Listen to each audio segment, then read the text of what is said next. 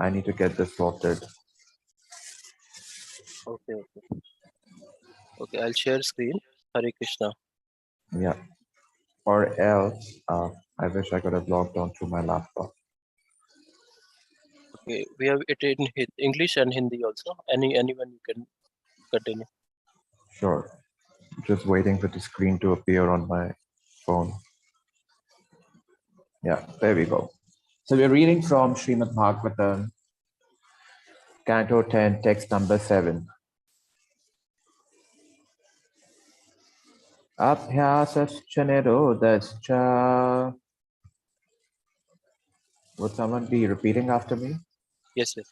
Abhyasashcha nirodhascha Yatosti adhivashyete yato astya adhyavasiyate sashraya parama brahma sa ashrayah param paramam brahma paramatmeti saptate paramatmeti paramatmeti shabdyate satyate abhyasascha nirodhascha abhasashcha abhasasya nirodhascha nirodhasya yatosti adhivashyete yato yato astya asti adhyavasiyate adyavasiyate sashraya parama brahma sa sa ashrayah ashrayah param paramam brahma paramatmeti saptate paramatmeti paramatmeti satyate shabdyate abhyasascha nirodhascha abhasashcha abhasasya nirodhascha nirodhasya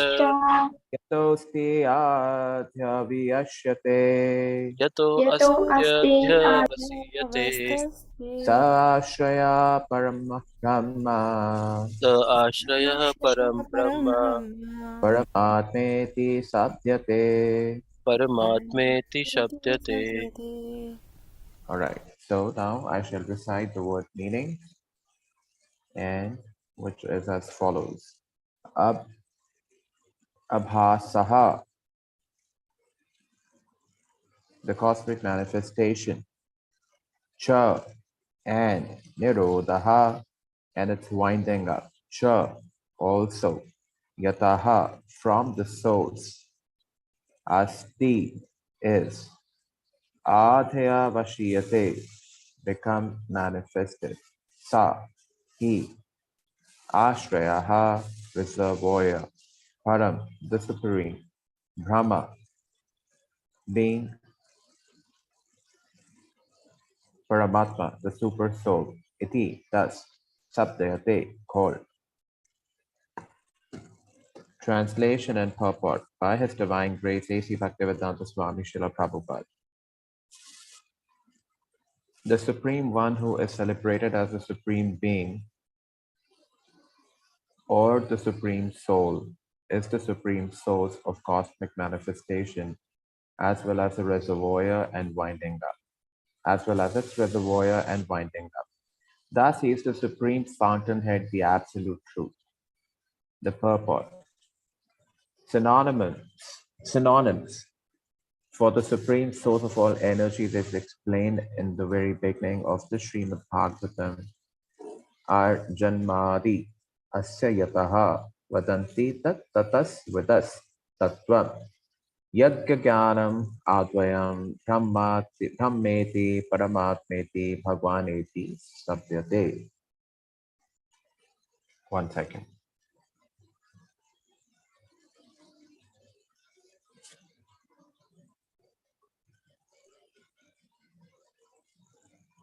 Yeah. Okay. Satyate. Just trying to correlate from my laptop. So I'll repeat from the beginning the purport.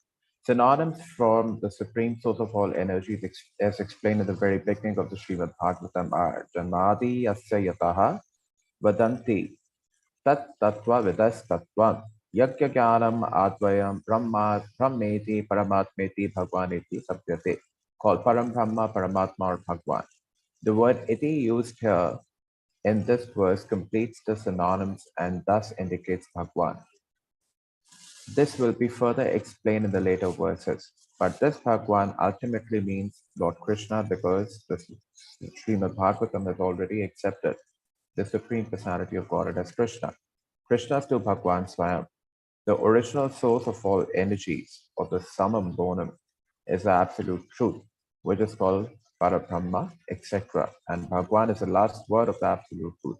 But even with the synonym for Bhagwan, such as Narayan, Vishnu, and Purusha, the last word is Krishna, as confirmed in the Bhagavad Gita. Aham sarvasya prabhavo mata sarva pravartate, etc. Besides that, the Śrīmad Bhāgavatam is a representation of Lord Krishna as the Son incarnation of the Lord. Krishne swa dhamopagate dharma jnanapihi saha kalau nasta dharma eshaha puranarkoho dhundotiyataha. Bhagavatam, Canto 1, Chapter 3, text number 43. Thus, by general conclusion, Lord Krishna is the ultimate source of all energies, and the word Krishna means that. And to explain Krishna or the signs of Krishna, the Śrīmad-Bhāgavatam has been prepared. In the first canto of Śrīmad-Bhāgavatam, this truth is indicated in the questions and answers by Sutta Goswami and great sages like Shaunaka. And in the first and second chapter of the canto, this is explained. In the third chapter, the subject is more explicit, and in the fourth chapter, even more explicit. In the second canto, the absolute truth as a personality of Godhead is further emphasized, and the indication is the Supreme Lord Krishna. The summary of Śrīmad-Bhāgavatam in 4 verses, as we have already discussed, is second. The Supreme Personality of Godhead in the ultimate issue is confirmed by Brahma in his Brahma Samhita as Ishvara Parama Krishnaha Satchidananda Vigraha. So it is included in the third canto of the Śrīmad-Bhāgavatam.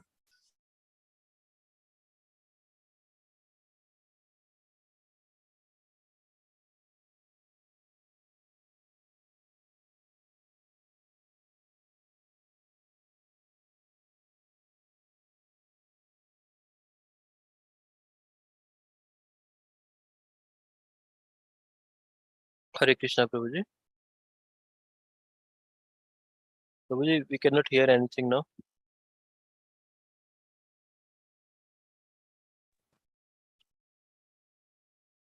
Are we there? Yes, Prabhuji. I think you I think- connected from other device. No. I was through my phone only. Anyways. The summary of Śrīmad-Bhāgavatam in 4 verses, as we've already discussed, the second, the Supreme Personality of Godhead and the ultimate issue is confirmed by Brahma in his Brahma Samhita as Ishvara Parama Krishnaha Satchidananda Vigraha. So it is included in the third canto of the Śrīmad-Bhāgavatam. The complete subject matter is elaborately explained in the 10th and 11th cantos of Śrīmad-Bhāgavatam.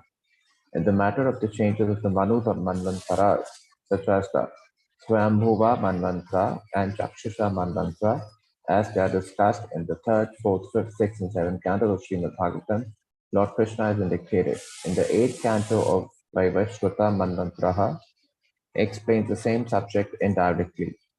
And in the 9th canto, the same purport is there. In the 12th canto, the same is further explained specifically regarding the different incarnations of the Lord. Thus, it is concluded by studying the complete Śrīmad-Bhāgavatam that Lord Krishna is the ultimate summum bonum, or the ultimate source of all energy. And according to the greater worshippers, the indications of the nomenclature may be differently explained as Narayana, Brahma, Paramatma, etc.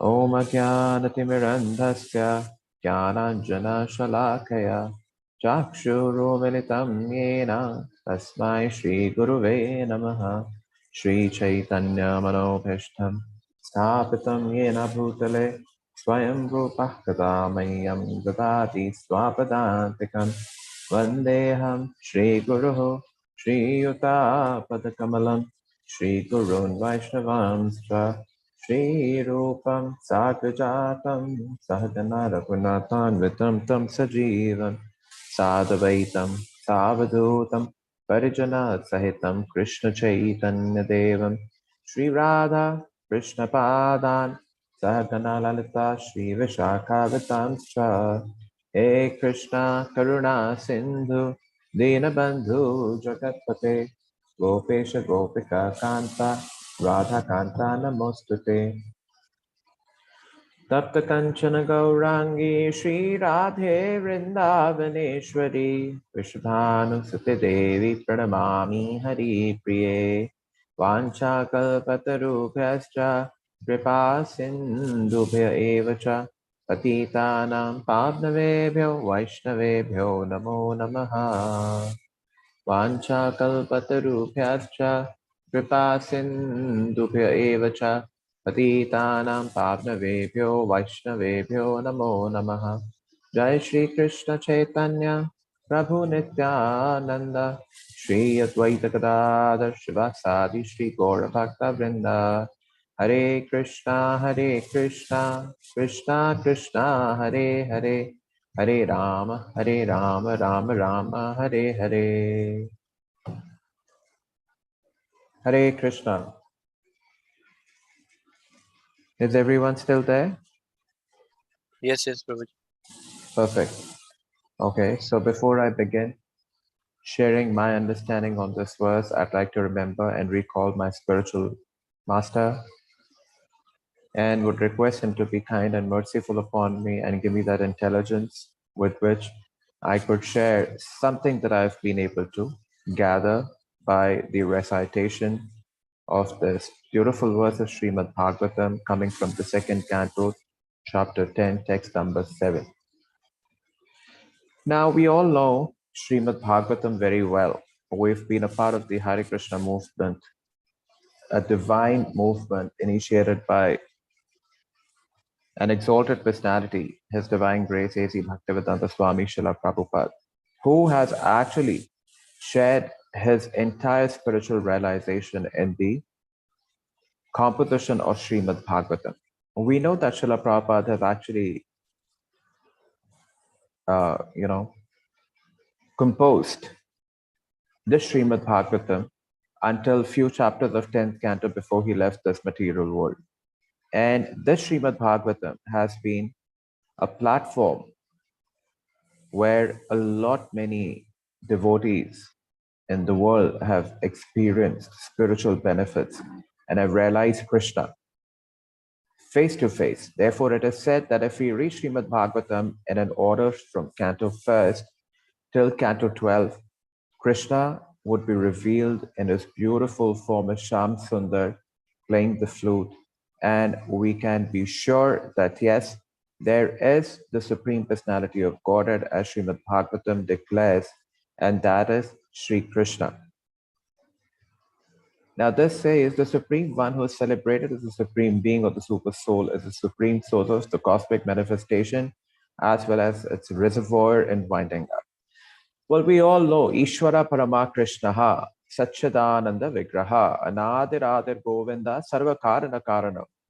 We all know that Ishvara Parama, that the Supreme Ishvara is Krishna. Ishvara Parama Krishna, Satchidananda Vigraha. He is full of knowledge, eternity, and is extremely blissful. And is known as various names like Govinda, Narayana, Rama, and is the cause of all causes. So, in our practical day-to-day life also, it is very essential that we must try and understand whatever happens by the will of the Lord. And whatever comes to us also comes for the fact that the Lord is watching us at all times. Well, for spiritual practitioners, a lot of time they step into spiritual organizations with this hope and understanding that they would actually improve on their quality of life and thoughts.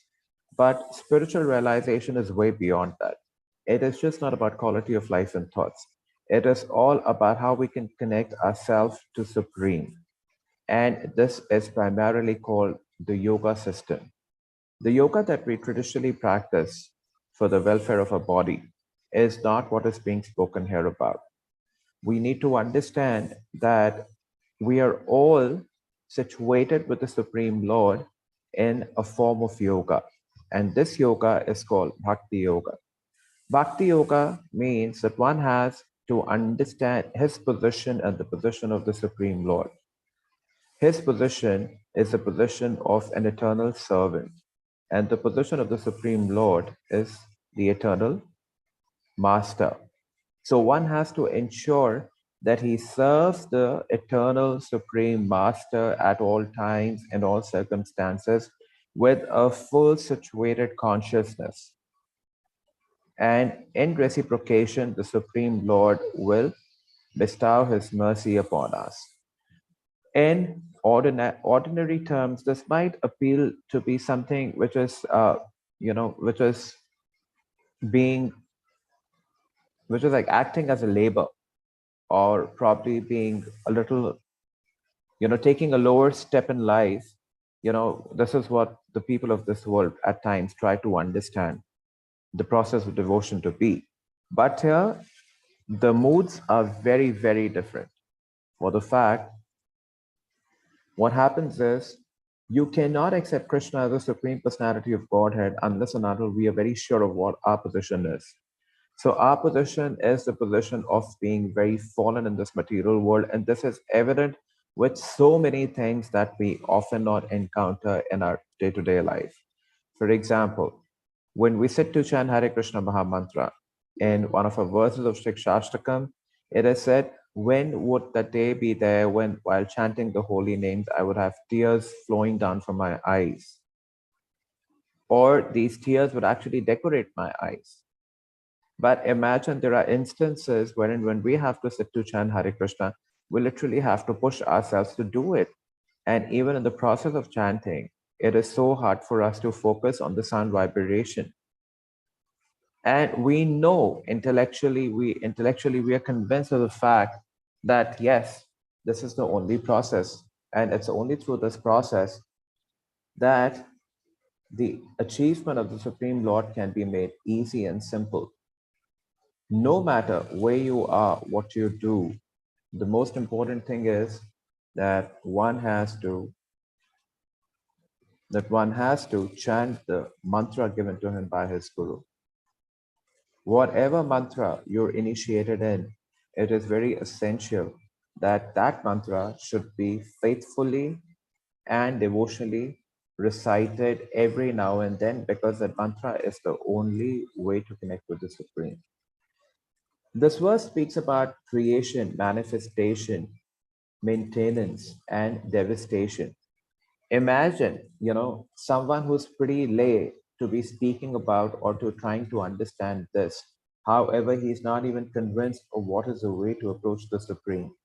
So therefore, Srila Prabhupada said that for devotees, if they understand Canto first and Canto second a bit, and probably third and fourth, up till fifth, is enough to gather sufficient faith wherein they can dedicate their lives to serve the Supreme. We all have gathered today to hear Śrīmad-Bhāgavatam because somewhere or the other we have that desire to serve the Supreme.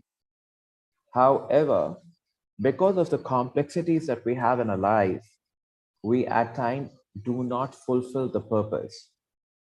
But an intelligent devotee is the one who would actually try and figure out ways to get out of the complexities of life. Because life is tricky. It is entangling. And in an entangled lifestyle, it's very hard to be Krishna conscious. Srila Prabhupada gave us 4 principles. And he gave us 4 principles and termed us as pillars of sinful life for the fact he knew anyone who's engaging in these sinful activities will not be able to think of Krishna. And our process is always think of Krishna and never forget Krishna. Now, how do we always think of Krishna is the question. So I'd like one of you to please volunteer yourself and let me know, how do we always think of Krishna and how do we never forget Krishna? So would someone like to come forward to volunteer, please, in answering this question? How do we always think of Krishna and how do we never forget Krishna? So first is, how do we always think of Krishna, or how are we trying to always think of Krishna? Hare Krishna, Prabhuji. Just Yes, to ma'am. keep Krishna in your thoughts all the time, whatever you're doing, just give it to Krishna. So it's like taking a breath. When you are taking a breath, you are just, you need to just focus on Krishna, that, I'm eating for Krishna. Yeah, maybe Krishna is eating. I'm preparing food. I'm preparing food for Krishna. So anything you are doing during the day, you are just thinking about him all the time. Perfect. So anyone else? Yes, Like Prabhuji, to like speak? it is written in Bhagavad Gita chapter 3 that we are in material world, so we cannot leave our prescribed duties which we have to perform. So these duties we should work for Krishna. So this is how we should try to dovetail everything in Krishna consciousness. So this dovetailing will enable us to constantly remember Krishna, so that our mind is engaged in Krishna. If our mind is engaged in Krishna consciousness, then our senses will be automatically controlled. Well, you know how easily Srila Prabhupada has given us a process of how to always think of Krishna. You know, he designed the concept of a morning program, which is a power-packed concept to always remember Krishna. And I've experienced that in my life as well. I've had the opportunity of very closely associating with temple and devotees, and in fact, leading an ashram life for a few years. And there I could realize that when you wake up in the morning and you attend Aarti and chant your 16 rounds and attend Śrīmad-Bhāgavatam and take prasad with devotees is a beautiful way of always remembering Krishna. However, I understand for those who are not full-time temple residents but are staying outside, they have this concept of Sunday program, wherein, you know, I hope that starting morning program, starting Mangal Aarti, they get together and stay together until lunch and try and practice devotion. So if this could be followed every day, if we could wake up on time every day and could somehow or other engage our morning Brahma Muhurta hours for Aarti, chanting, and hearing Srimad Bhagavatam, it's a very simple and an easy way of always remembering Krishna. Now, the next question is, how do we never forget Krishna? How do we never forget Krishna becomes more easy when we dedicate all our activities with this understanding that Krishna is the ultimate enjoyer and I am the servant. So for those who are temple residents, like brahmacharis or sannyasis, for them, always remember Krishna happens from 4:30 to 9 o'clock in the morning, or probably till prasad. And never forget Krishna is because they engage in practical services after 9:30 or 10. So this facilitates our understanding of always remember Krishna and never forget Krishna. And Srila Prabhupada in his temples actually gave us a beautiful platform. He said, morning 4 to 10 and thereafter service all day long will actually facilitate this concept of always remembering Krishna, never forgetting Krishna. And even in Grihastha life, one can pursue this with an understanding that I am taking a very humble position of serving my Supreme Lord. And I am in that position of life wherein I have dependence on me, like my wife and children. I have to earn to facilitate their devotion as well. For the fact I am a part and parcel of the Supreme, and they are the part and parcel of the Supreme too. Life has placed me in a situation wherein I have responsibility for my parents, for my kids, for my wife. And now I have to ensure that I facilitate them well so that they can peacefully practice the process of devotion. If with this mood and attitude, a grihastha will lead his responsibility towards facilitating his dependence, for sure, Krishna would be pleased and would give him an opportunity of returning back home, back to Godhead towards the end of life. For a woman, you know, there could be a question for a woman, for those who stay at home, do not go out to work, how do they achieve Krishna? For a woman, the simple understanding is if you have a chaste husband and if that husband facilitates your devotion well, then you should actually consider him as Vishnu and should serve him. And this is the only way that you can go back home, back to Godhead. Obviously, the process of devotion is also important. Therefore, in countries like India, we see that the women are extremely chaste and obedient to their husbands. Why? Because it is explained to them since beginning that your Pati is Parameshwara, that he is Bhagwan and you have to serve him. And if a woman very faithfully and loyally does that, Krishna is extremely pleased and would ensure that he calls such a women devotee back home, back to Godhead.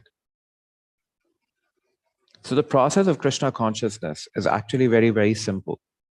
And when Śrīmad-Bhāgavatam talks about manifestation, reservoir, and winding up, this is primarily to understand or to help us understanding that we are very tiny, we are very insignificant, and our position in the material world is nothing much other than a mosquito, who comes and who dies the next moment.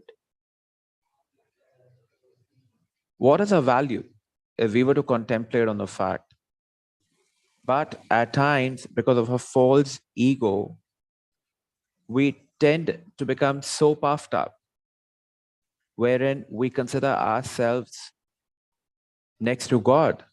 And this is where Srila Prabhupada says, the last snare of Maya is where a jiva believes the fact that he is God.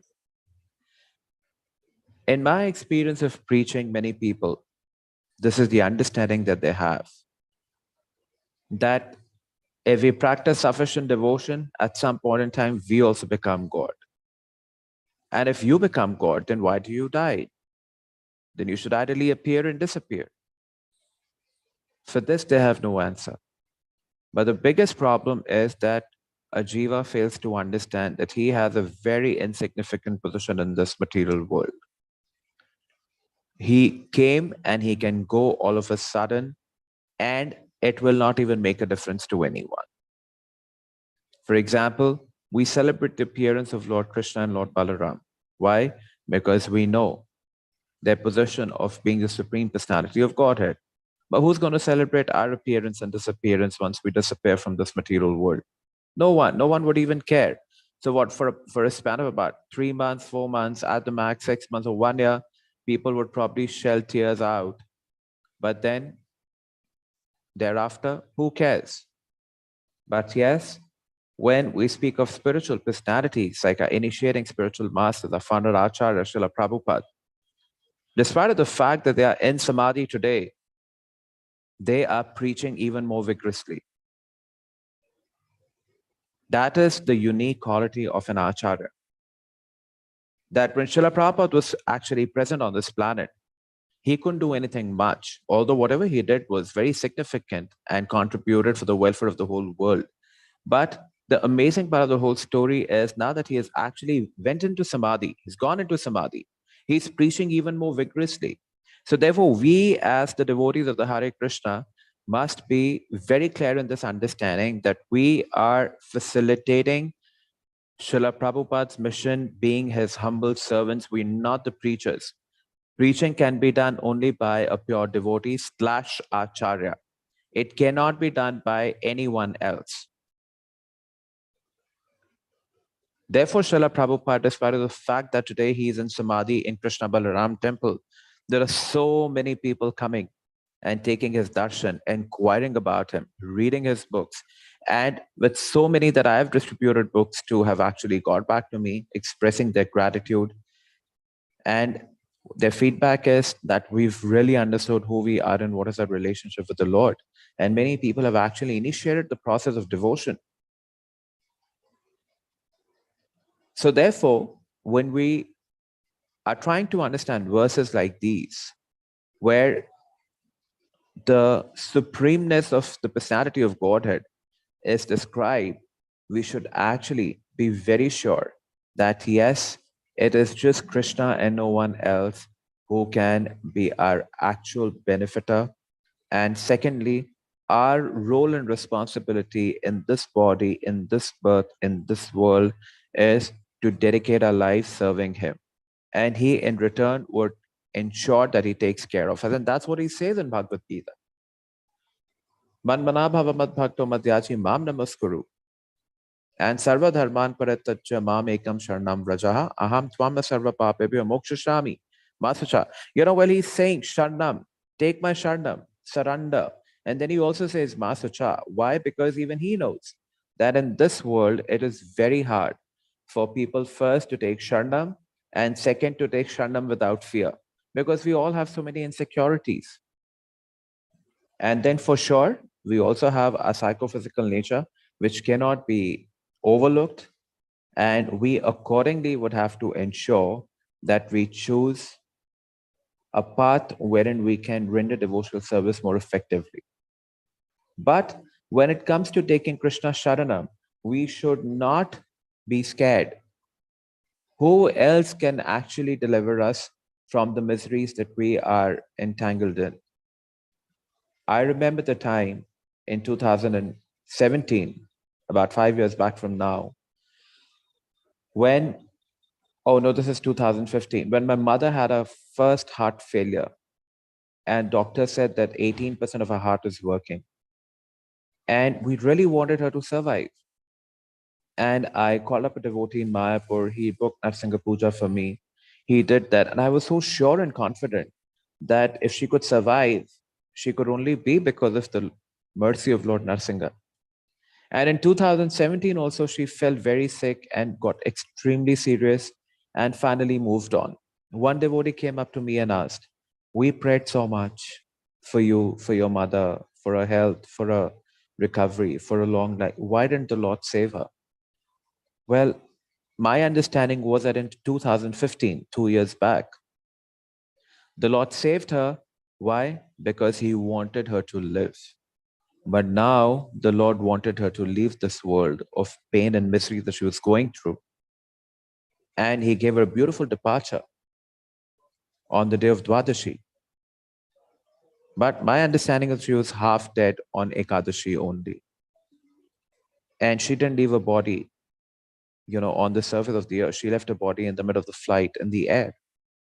And when I spoke about this to a few knowledgeable people, what they told me was those who leave their body in the middle of the air are the ones who usually do not live, do not, go to the hellish planets. They instead go to planets, higher planets like Svargaloka and above. Whatever said and done, Krishna makes arrangements, and that should be our faith, that he is going to make arrangement for us also and for our dependents as well. Because we may forget him, but he will never forget us. And we should try and analyze our day-to-day activities and should feel how is it that Krishna is reciprocating. I have another example. About 20 days back, I was in Mayapur and I was offering a puja to Lord Narsingadev. And I was actually feeling very sad for my few ancestors who I got to know through an astrologer, that they're very unhappy and are very miserable.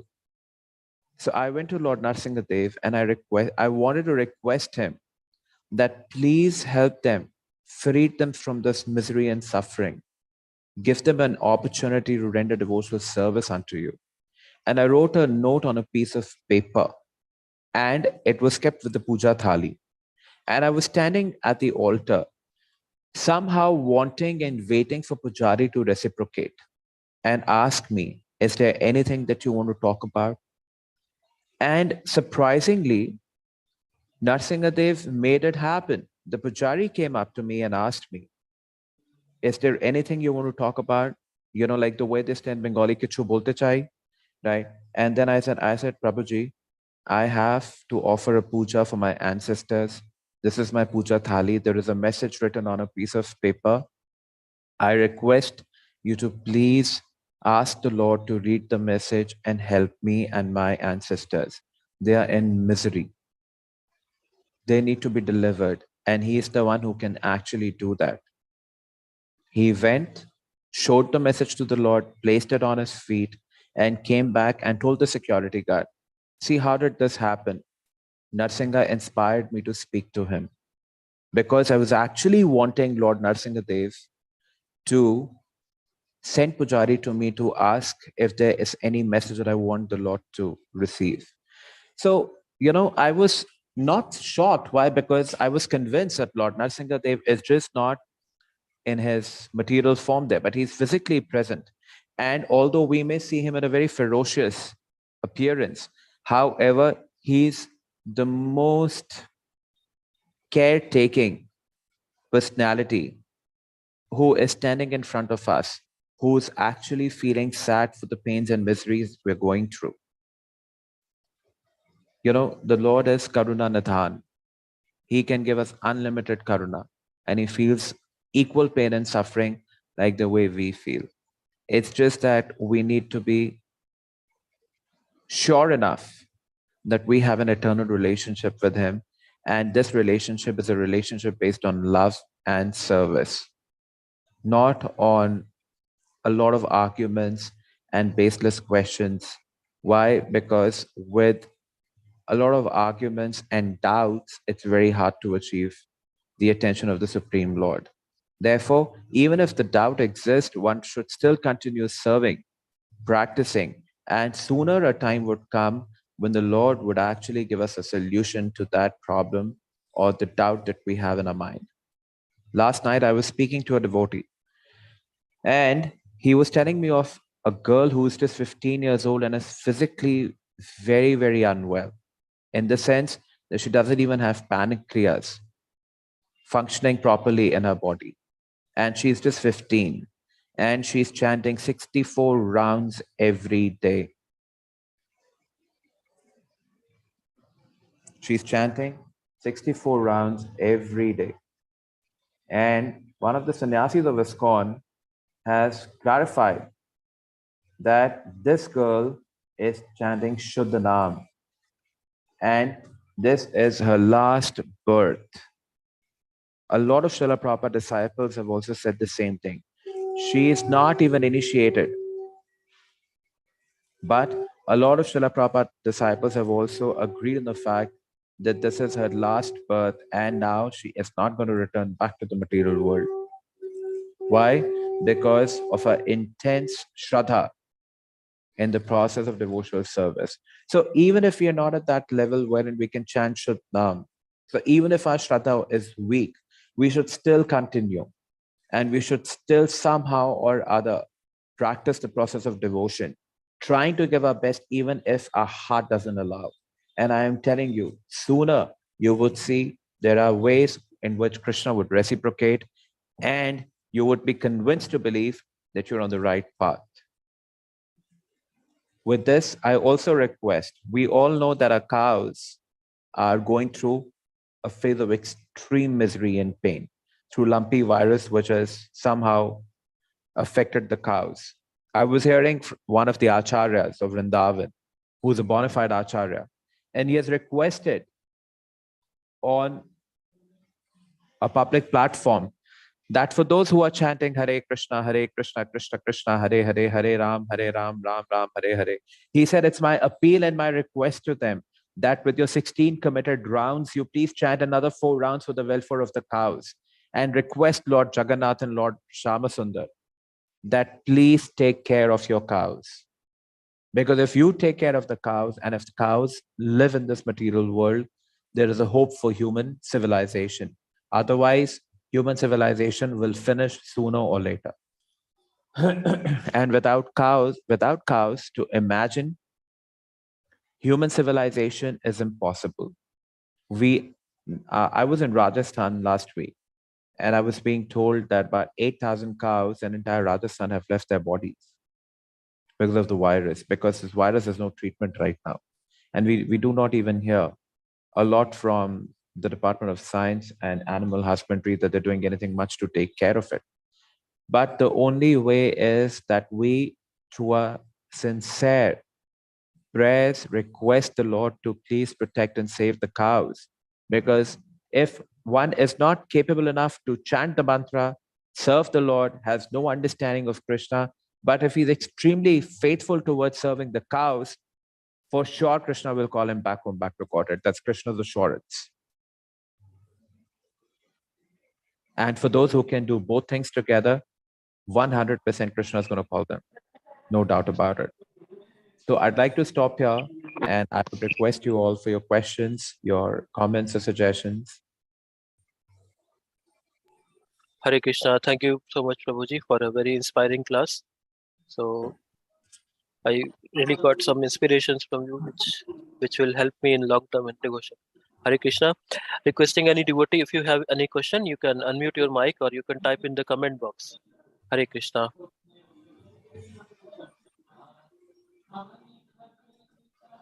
Hare Krishna. So if I read from the comment box, Ritu Mataji is saying, what if your husband is not supportive?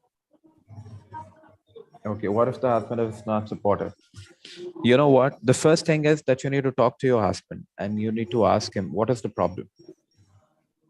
What is the issue in practicing devotion? One thing is that he's completely an atheist. Even if he's an atheist, you've got to explain him the fact that you both are different individuals. You come from different social upbringing, background, thought process, samskaras, and karmas. Somehow, by the arrangements of the providence, you both have got together to lead a life of happiness and commitment. But you still have individuality, and you cannot murder your individuality. If you're practicing devotion, and if this upgrades your consciousness, there shouldn't be any harm in it. As long as your practicing devotion does not interfere in your commitment towards your husband, your kids, your in-laws, and other extended family relatives. So here, even you would also have to be very, very sure that if your husband is a little apprehensive, you should try not to commit offenses against him or not to displease him. Can this be muted? Can the sound be muted? All right. Don't displease your husband for the fact you know that he's not favorable, but at the same time, sit with him, talk to him, patiently try and explain him. And I am sure sooner or later, he will understand for the fact at the end of the day, his happiness should also lie in the happiness of his wife. Does that get you your answer? Sure, Prabhuji. Thank you. Most welcome. Because it's at the end of the day, a question of cooperation. One has to cooperate with each other, right? So if you know that he doesn't like a specific thing, right, then try not to do that in front of him. But I think sitting patiently and talking to him about it would actually get you a solution. But if instead, there are heated arguments, there are screams, and if the entire environment of the family gets upset, please don't get to that level. Why? Because if you have children, this can affect children's consciousness very badly. And the tragedy is that they are not going to support you. They would rather support their father and say that a mother is wrong. So we don't have to get into that situation. Instead, between husband and wife, they should have a very cordial understanding and should appreciate each other's choices and preference, as long as they're both okay with it. Makes sense. Thank you, Prabhuji. Most welcome. And Prabhuji, what if the wife is supportive but partially supportive? See, if the wife is partially supportive, there could be reasons for it, for the fact that she does not come from a very strong devotional background. Number one. Number two is that you'll also have to understand, with wife having the responsibility to raise children is another task. You know why? Because for a man, it's just about making money. But for the wife, the responsibility levels vary from being a mother to a daughter-in-law, to taking care of the household chores, and in case she's engaged in a professional activity, that also. So I think, she's partially supportive is also good. See, if she's facilitating your devotion and is willing to cook for you and offer it to Krishna and serve you prasad, and she values your devotional attitude, I think she's sorted. Krishna is going to call her back home, back to Godhead, even if she's not able to competently perform devotional service. Why? Because for women, that levels of discount exist. For the fact they have a very large role to play in family life. right? But if they are chaste, they treat you well, they serve you well, right? And if she's not able to chant few rounds, why? Because she has to take care of the kid also. And which is a very common thing with most of the parents that I know, that a lot of them, sadly, despite of the fact that they've taken initiation after having children, are not able to meet their targets of chanting 16 rounds also. And this was actually discussed by few Grihastha gurus, and what they said was, even Prabhupada has emphasized that to take care of children is even more important than chanting Hare Krishna. That doesn't mean that one becomes careless and should not chant, in the pretext of having children. But having said that they need to manage their time extremely well. They need to train children from the beginning extremely intelligently to ensure that children grow up and become serious and responsible devotees, knowing the fact that the purpose of life is to go back to Krishna, and Krishna is a worshipable God. And for women, if she's facilitating the whole family structure, she's taking care of you, offering prasad, preparing, cooking for you, and for some reason she's not able to give her extreme focus on chanting, you should try and facilitate her, ensuring that she also chants the holy name.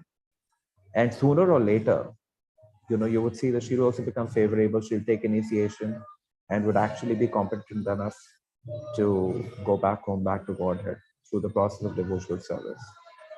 So I think kindness is what we need to show to each other, instead of blaming that you don't do that, I do this, this is how I've been explained at the temple, this is how it should be. You see, when a class is being given in general, it is for everyone. However, the execution of a particular instruction has to happen only after a very serious consultation with your reporting spiritual authority. Otherwise, this might create a lot of confusion in a sadhaka's life. This is my understanding.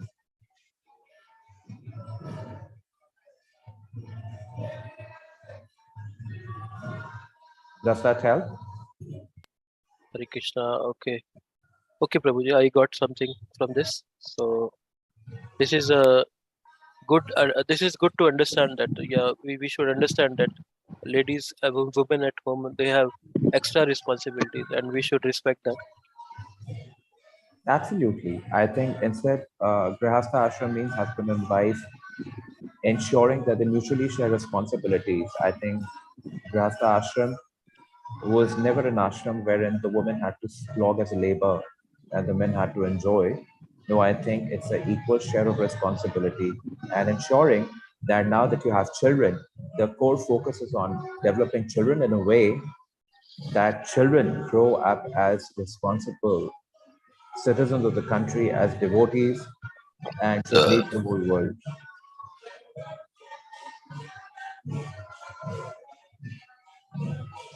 And if you have many children, if God has been extremely kind to you, giving you many children, then you should dedicate your children, for different services in the world. Service of the nation, service for God, service for Guru. Why not? One child for each grihastha is enough. And if you have more than one, then you should ideally dedicate one child for the service of Guru, most importantly. And I know a few grihasthas where they have voluntarily dedicated their children, intelligent children, who were passed out from good engineering colleges, and they purposefully said, we have one son who's already married, the other should ideally dedicate his life to serve the mission of Srila Prabhupada. And that is when, we become actual devotees. Right? Wherein we should have the mood to give away the object which we are mostly attached to in the service of God.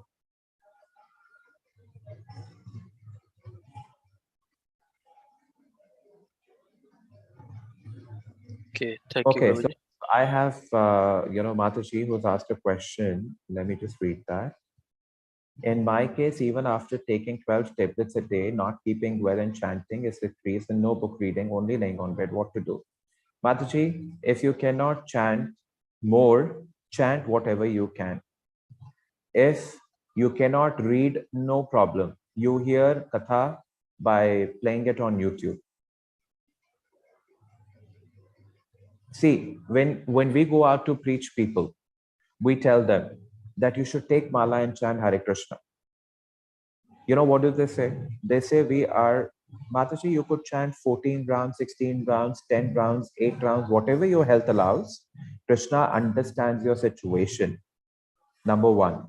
Number two, if you cannot read the book, no problem. You ask your children to put Katha on YouTube. There are so many beautiful Kathas on YouTube that you can hear. And you should try and not lie on the bed, keeping your mind unengaged. Engage it in hearing Katha and Kirtan. At the end of the day, it is only through Katha that Smaranam of Krishna is even more easy. For a case like yours, wherein chanting is hard because of a poor body condition, why not lay more focus on hearing a lot of Kathas and remembering Krishna?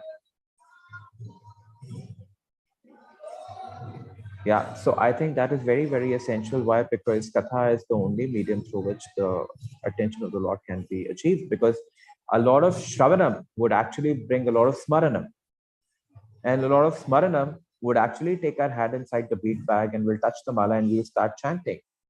And believe me, if we do this very sincerely, I'm sure, Mataji, you would also rise above the bodily platform, despite of the so many inconveniences that the body has. At the end of the day, you are convinced that it's you, Krishna, and your bhakti to achieve Krishna. And your name is also Bhakti. Correct me, Varun Prabhu, if I'm wrong. Yes, Prabhu. So, Bas Mataji, in your case, so everything is sorted. There are bodily inconveniences which comes with age and has to come with everyone. We would also be in the similar situation tomorrow. What to speak of tomorrow, now only. But let us hear more and more Katha. And at times when I go and preach people, I tell them to take Mala and chant. They say our heart is so loaded with clutter that the moment we do some bhakti, we can see all the dirty things that we have done. And I tell them, okay, you cannot do that, no problem. You keep a notebook and every day you write Hare Krishna Maha Mantra on the page. Fill one page every day and let this be your bhakti only. And just by doing this, the Smaranam of Krishna and Ram name will actually arise in your consciousness. And you would see sooner your hand will get into Mala and you'll start chanting. Thank you so much, Prabhuji. Thank you very much. Hare Krishna. Is there anything else that I can, answer? Hare Krishna. If any other devotee has a question, you can still ask. If no further questions, then we can conclude the session. Let's give 10 seconds if you have to ask something.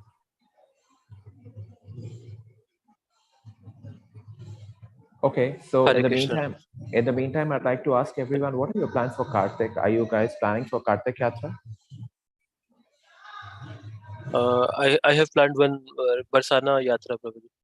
All right, so I'll tell you 16th, 17th, and 18th nights, I have rooms, extra rooms with me at Agrasen Ashram. Okay, which are already booked with my name. And I had originally booked it for devotees from Rajasthan, but for some reasons, they are not able to come. So in case 16th, 17th, and 18th, we all know Agrasen Ashram is right next to the temple. In case correct. In case if anyone wants to come, see, I have 5 rooms with 4 double beds, with 4 beds, and 5 rooms, with the 1 king size bed booked already with my name. In case if you wish to come, please feel free and drop in. You can take those rooms and use them. Otherwise, I'll have to cancel them. Mm-hmm. So anyone who's interested, Varun Prabhu, you could share this message. If they are keen on coming, which is Monday, Tuesday, and Wednesday, 16th, 17th, and 18th of October, right?